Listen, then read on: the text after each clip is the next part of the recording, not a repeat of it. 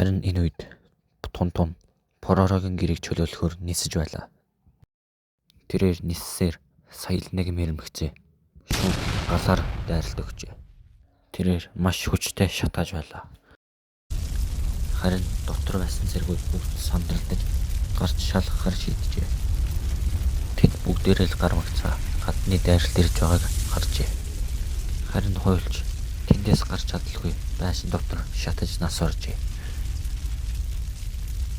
Туны дайралт үнэхээр ширүүсээр л байлаа. Тэрээр тэднийг араас нь алдалгүй галаар төрөхсаар л байлаа.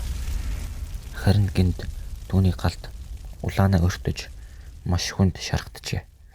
Гэхдээ тэрээр үхээгүй ухаангүй болжээ. Түүний галан дайралт үргэлжилсээр л байлаа. Харин энэ үед тэд Поророгийн гэрийн наад захад түүний галаас нуугдаж нэмэлтгүйч дуудаж байлаа. Ирэх дээр байгаа усан завыг үдирдэж буй мал сүх тэдний холбоог сонсож яралттай нэмэлтгүйч илгээлээ. Тэр өөрийн итгэлтгсэн хамаг бүх хүмүүсээ явууллаа. Харин сая л нэгэн түүний их арим тулалдахад бэлэн болжээ. Энэ бол мал сүхийн явуулж буй нэмэлтгүйч. Харин хүрэл соёо Гүрүүл Базар 2 онгоцоор тулалдахаар шийджээ.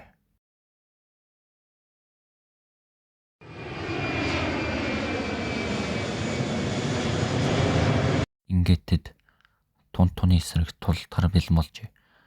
Түүнтэй агаарын тулалдаанд хийхээр шийджээ. Харин энэ үед Рупи Пети 2 зугацаар сая л нэгэн Эдигийн гэрээт иржээ. Тэднийг дотгошоор мөгц Пороро, Руди, Эди 3 сууж байжээ. Харин Пети Поророгоос Крон яасан бэ гэж асуудал. Пороро юу ч дуурсангүй. Харин Рупи ихэд уурлаж Пороро руу дайрчээ. Харин Эди тэднийг муудалцгаа болж нэг тал байх ёстой гэж сануулжээ. Харин Эди тэдний муудалцааныг боловч хаад Пороро, Руди 2-ыг дагуулж тулааны талбар руу явахыг сануулжээ. Харин энэ үед агаарын тулалдаанд үргэлжилсээр л байлаа. Ингээд эцэст нь Эдигийн армийн эсрэг Пигландын их арим тулалдахад бэлэн болжээ. Ялсан баг нь Поророгийн гэрээг өөрийн болгох болно. Харин энэ үед уулан дээрээс Пупи Хэри 2 бүрэн зэвсгэлсэн тэднийг харж байлаа.